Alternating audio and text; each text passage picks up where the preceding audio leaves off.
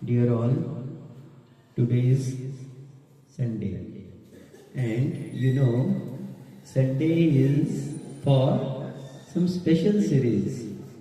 So, today we are taking the topic that is Manav Jeevan Gili Mitti. Human life is a wet soil. Param Puji Acharya Shri Virag Sagarji Maharaj has given approximately 50 speeches that are to improve our life, and we are taking the topic from the book that is Swarna Pushpa, in which approximately 50 speeches of Param Puji Acharya Shri on how to improve the human life. हम अपने जीवन में परिवर्तन कैसे लाएं, हम अपने जीवन में इम्प्रूवमेंट कैसे लाएं, कैसे हम अपने जीवन को और अच्छा बढ़ाएं, इस बात को लेकर पूज्य गुरुदेव ने लगभग 50 ऐसे प्रवचन दिए, और जिसकी स्वर्ण पुष्प नाम की पुस्तक प्रकाशित हुई, उसी में से आज हम ये टॉपिक ले रहे हैं, मानव जीवन गीली मिट्टी. Human life is like a wait soil. So, human life is a wet soil, and if soil is wet, that can be given the desired shape. A wet soil can be given the desired shape. एक गीली मिट्टी को यथोचित आकार दिया जा सकता है, and if it become dry, then it cannot give the desired shape. अगर मिट्टी जैसे सूख जाती है तो क्या होता है, क्या आप उसको आकार दे सकते हैं? क्या नहीं दे सकते, उसमें अकड़पन आ जाता है, वो सख्त हो जाती है. तो गीली मिट्टी की विशेषता क्या है? It can be given the desired shape. Similarly the human life in which we have the politeness. यदि हमारे अंदर पोलाइटनेस है, हमारे अंदर नम्रता है, तो we can change if we have the capacity to change. अगर हमारे अंदर चेंज होने की कैपेसिटी है, दूसरे के अनुसार मुड़ने की कैपेसिटी है, so we can improve our life. अगर हमारे अंदर नम्रता के भाव हैं, अगर हमारे अंदर फ्लेक्सिबिलिटी है, अपने जहां इम्प्रूवमेंट का चांस दिखे वहां पर अपने को चेंज करने का अगर अपने अंदर भाव है, so we can improve our life.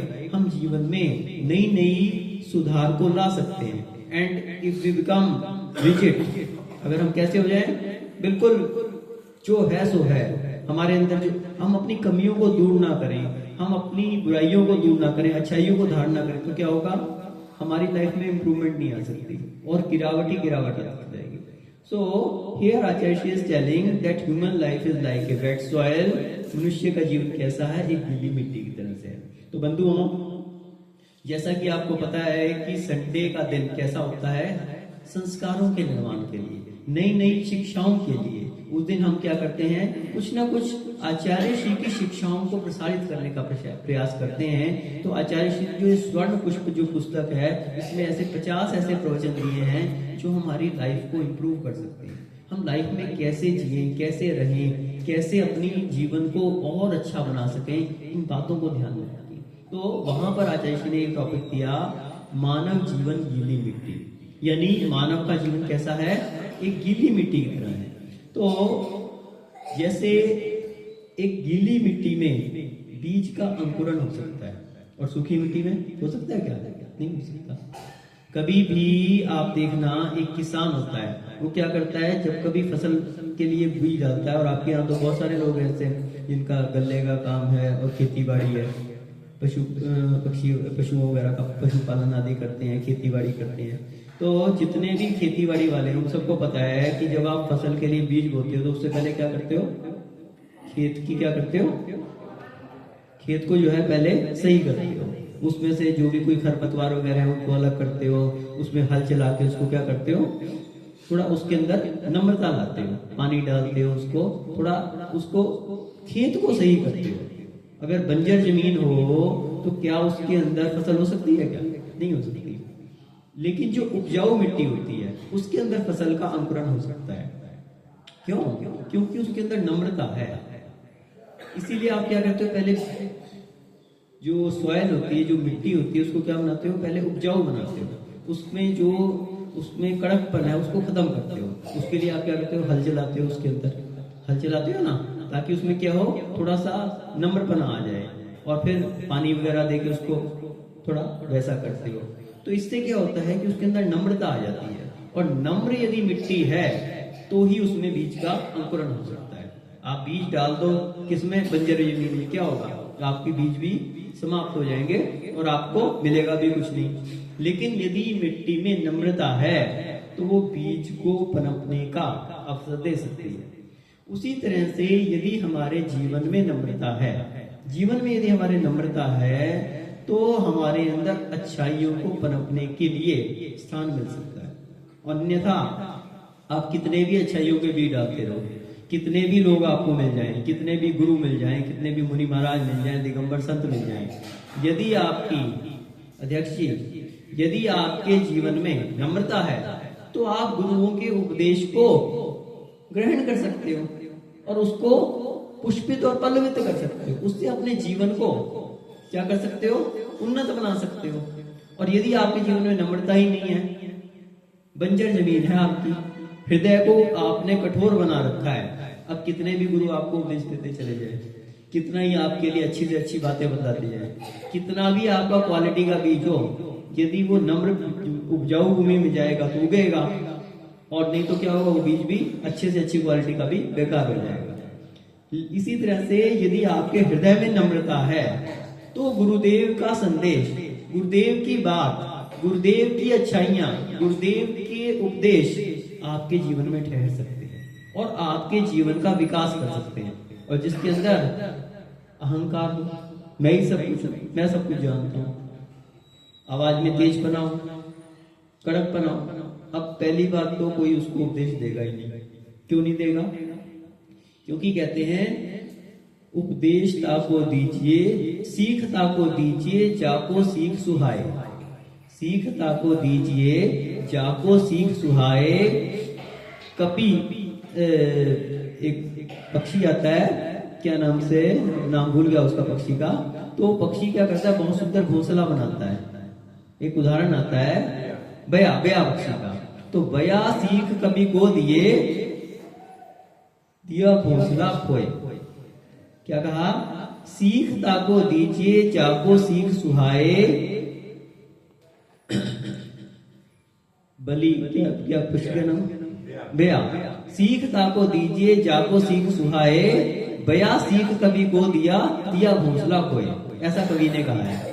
तो बया पक्षी जो है वो बहुत सुंदर घोंसला बनाता है, और घोंसले में क्या करता है, मेहनत करता है बनाने के लिए, एक एक तिनका चुन चुन के लाता है, चुन चुन के लाता है, और उसमें बहुत सुंदर घोंसला बना लेता है। और जब कभी ठंडी होती है, कभी क्या होती है, तो घोंसले में अपने अच्छे से रहता है। बारिश होती है, धूप होती है, तो अपने घोंसले में रहता है वो। तो एक बार बारिश हो रही थी और बया पक्षी जो अपने घोंसले में बैठा हुआ था, और वहां बाहर एक बंदर भी बैठा हुआ था। और बंदर जो है, बारिश हो रही थी, अब उसको कोई ऐसा स्थान नहीं मिला, और वो बेचारा उखड़ के ऐसा बैठा हुआ था, बारिश में भीग रहा था। तो बया पक्षी को बड़ी दया आई, उसने कपि को कहा, बंदर को कहा कि हे वानर राज, हम तो इतने छोटे से हैं, और आप तो, आपके 2 हाथ 2 पांव हैं, आप तो मनुष्यों की तरह से बिल्कुल सक्षम समर्थ हो। आप चाहें तो बहुत सुंदर घर बना सकते हो, अपने लिए पत्थर इकट्ठे करके और एक गुफा जैसी बना सकते हो। आप तो बहुत सुंदर एक घर बना सकते हो, और कभी बारिश होती है, कभी धूप होती है, ठंड होती है, उन सबसे बच सकते हो। तो आप चाहो तो बहुत सुंदर अपना एक रहने के लिए स्थान बना सकते हो।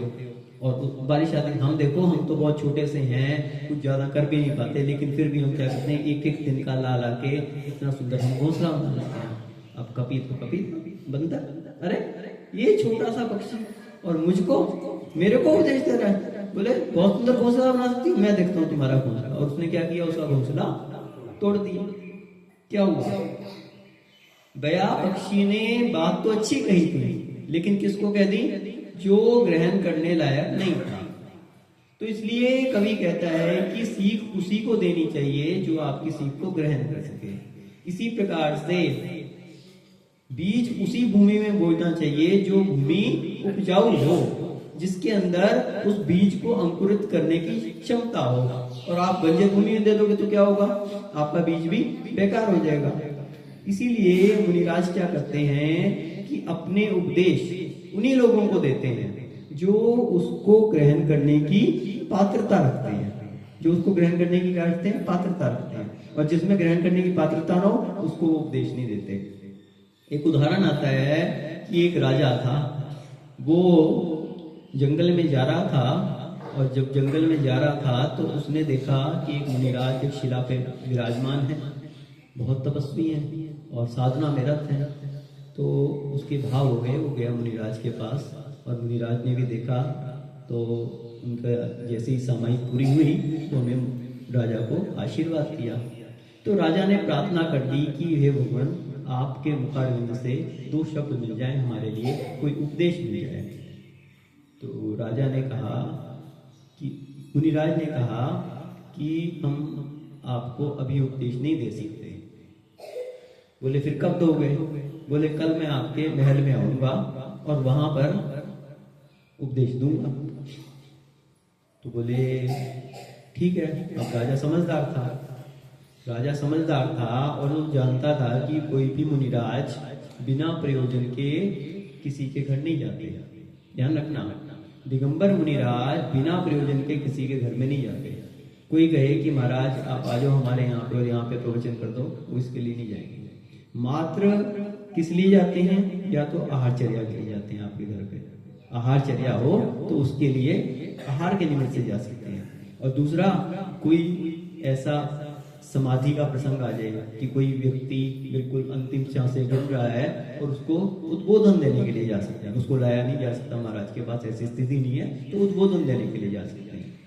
या फिर आपके घर में कोई चैताल्य हो, कोई भगवान का की प्रतिमा हो अथवा भगवान के चरण हो, कोई गुरु महाराज के चरण हो, उनकी प्रतिमा हो, प्रतिष्ठित प्रतिमा हो, उसके दर्शन किया जा सकता है।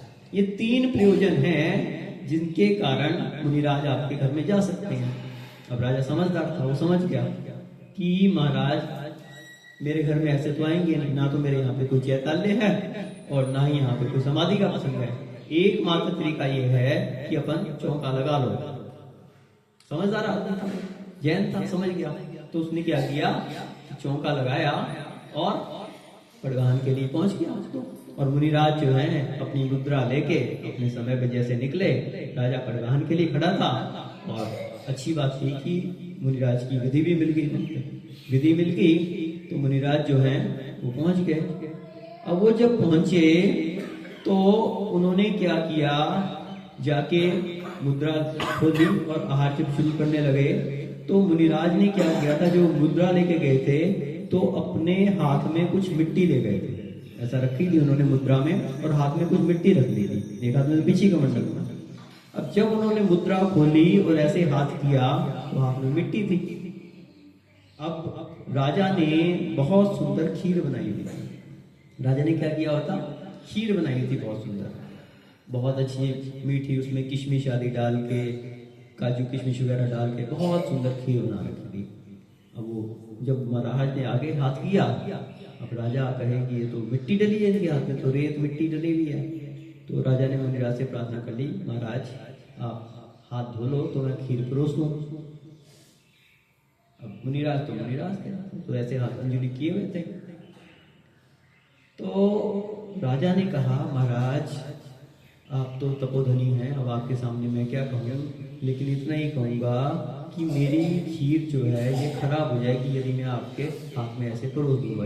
ये मिट्टी में डल के तो बिल्कुल खाने लायक ही नहीं रहेगी। तो मुनिराज थे, वो राजा को शिक्षा देना चाहते थे, तो उन्होंने अंजलि खोल दी। उन्हें इस बात की परवाह नहीं थी कि मेरा उपवास हो जाएगा, या उस चीज की चिंता नहीं थी। वो तो आए ही थे उसको उपदेश देने के लिए। उनका प्रयोजन वास्तविकता में क्या था, आहार करने का प्रयोजन नहीं था, उपदेश देने का प्रयोजन था।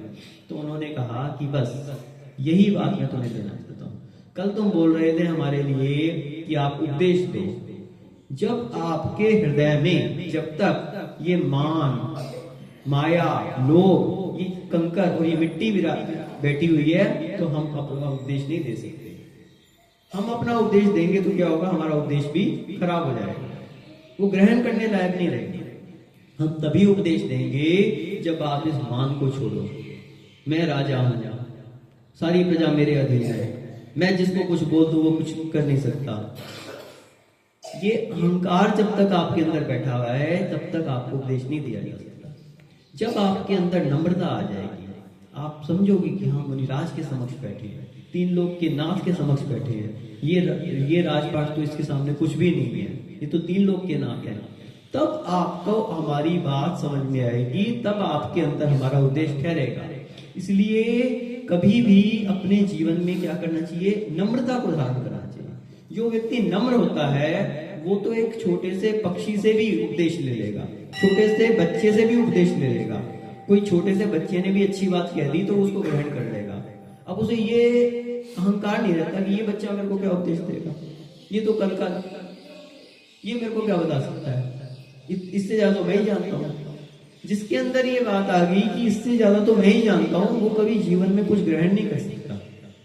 और जिसको जीवन में कुछ ग्रहण करना है तो अपने अंदर नम्रता लानी पड़ेगी, इस बात को मानना पड़ेगा, इस बात को स्वीकार करना पड़ेगा उसको कि हाँ जीवन में ये जीवन किस लिए है, कुछ सीखने के लिए है, कुछ पाने के लिए है, कुछ नया प्राप्त करने के लिए है।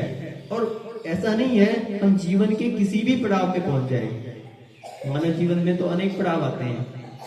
पहले एक छोटा बच्चा होता है, शिशु होता है, वो जीवन में बहुत सारी चीजें सीखता है। अब देखो एक छोटे बच्चे की मेमोरी कितनी तेज होती है, छोटे छोटे बच्चे होते हैं। अब देखो कि कितनी बड़ी उनकी वोकेबुलरी है कि एक बच्चा जन्म लेता है और उसको कुछ भी नहीं आता अभी, लेकिन उसको बताते हैं ये पापा है, ये मम्मी है, ये भैया है, वो सारी चीजें याद करता है, सब चीजें याद कर लेता है। कितनी जल्दी एक छोटा सा बच्चा जब बोलना शुरू करता है तो पापा को पापा कहेगा, मम्मी को मम्मी कहेगा, भैया को भैया कहेगा, और कितने सारे शब्द उसको, कितने सारे शब्द याद करते हैं। तो बहुत सारा कुछ सीखता है। थोड़ा बड़ा होता है, उसकी पढ़ाई का समय आता है, वो स्कूल जाता है, स्कूल में पाठशाला जाता है, पाठशाला में कहीं घर में आता है तो घर में माता पिता से बहुत सारी चीजें सीखता है और उनको अपने जीवन में ग्रहण करता जाता है, ग्रहण करता जाता है। और बड़ा होता है, हायर स्टडीज के लिए जाता है, बाहर जाता है, वहां बहुत सारी चीजें याद करता है।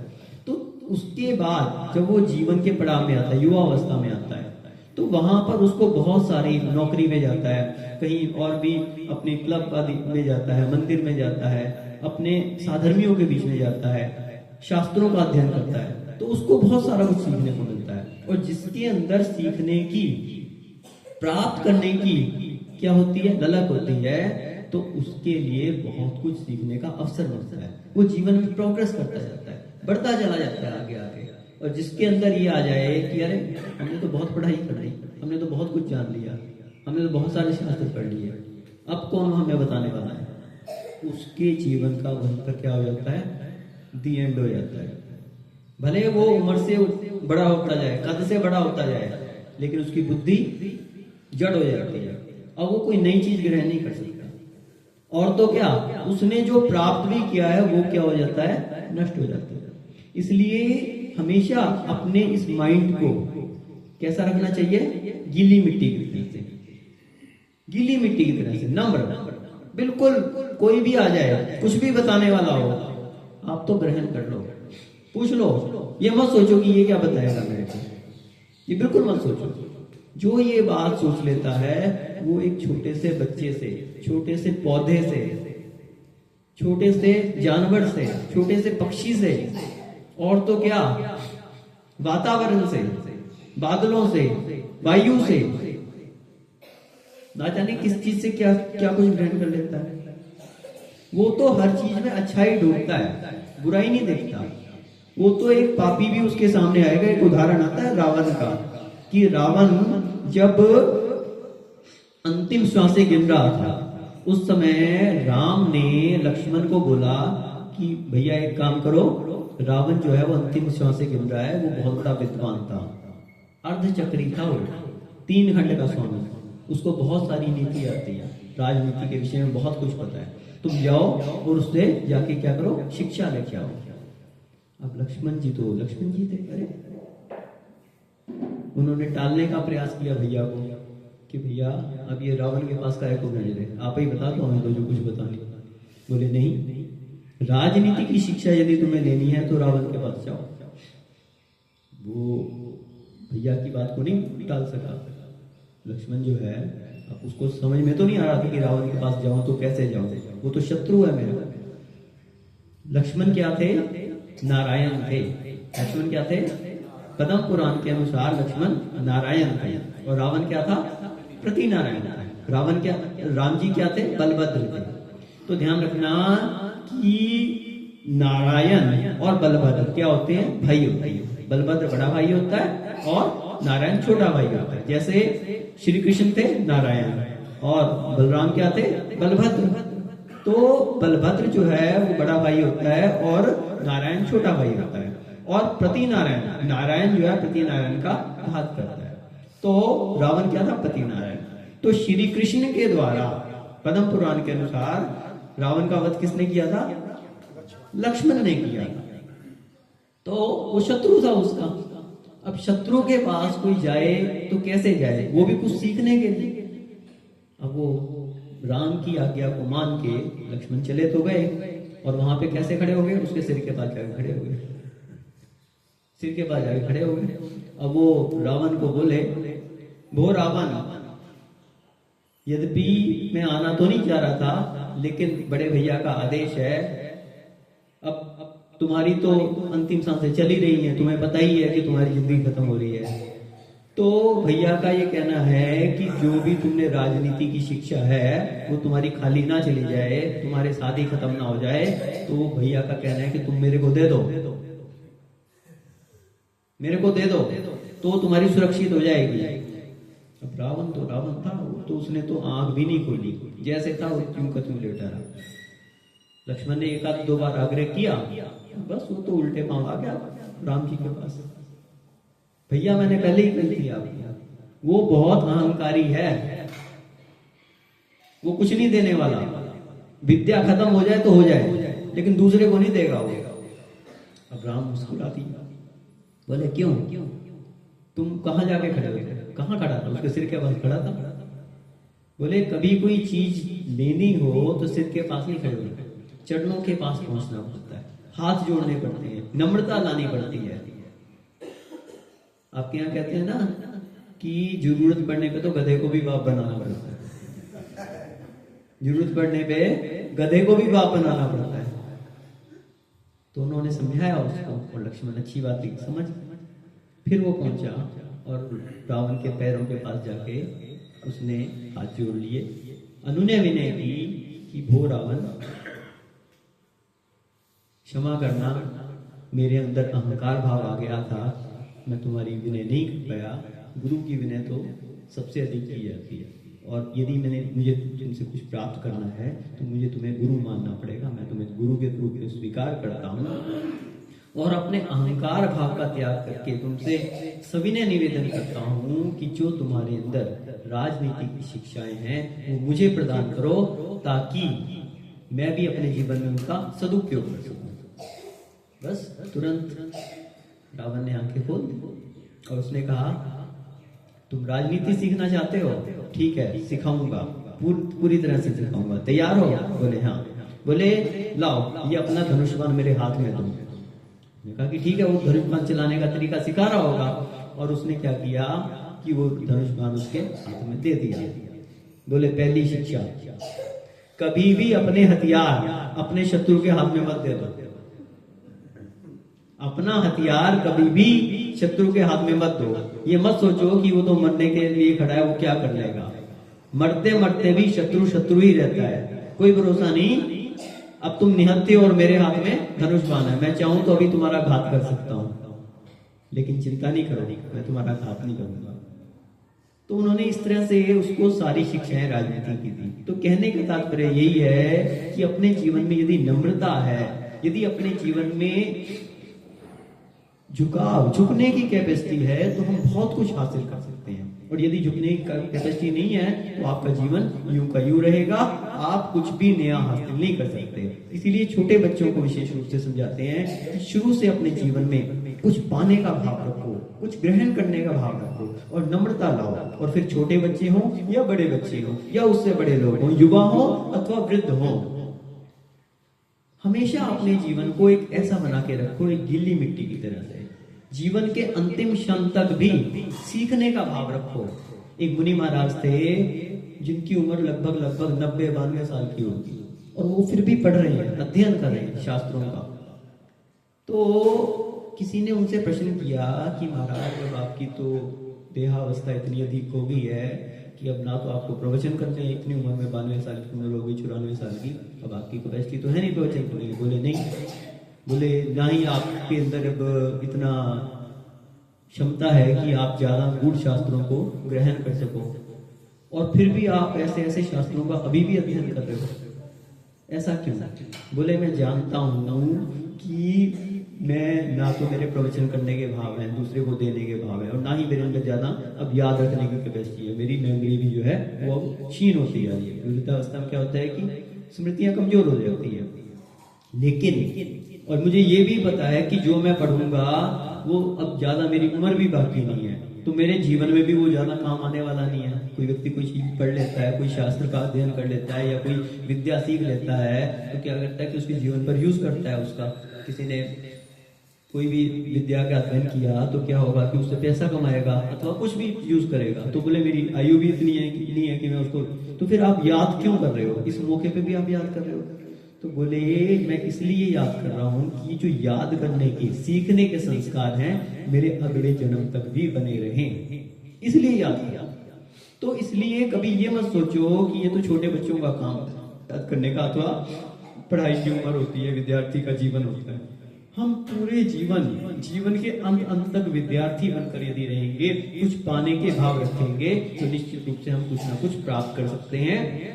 इस जन्म में नहीं तो हमें अगले जन्म में भी वो संस्कार बने रहेंगे, और हमेशा हम अपने जीवन में प्रोग्रेस करते रहेंगे। बस शर्त वही है कि हमारे सीखने के भाव यदि हैं तो हमें अपने जीवन में नम्रता लानी चाहिए। नम्रता के द्वारा हम बहुत कुछ प्राप्त कर सकते हैं और अपने जीवन को सुखी एवं समृद्ध बना सकते हैं। तो बंधुओं, समय आपका हो गया है, आप अपने जीवन में नम्रता को धारण करें, और नम्रता को धारण करते हुए उत्तरोत्तर अपने ज्ञान को बढ़ाते हुए एक दिन केवल ज्ञान को भी आप प्राप्त कर सकें। इसी भावना से जबरी ब्रह्म पूज्य गणाचार्य श्री विराट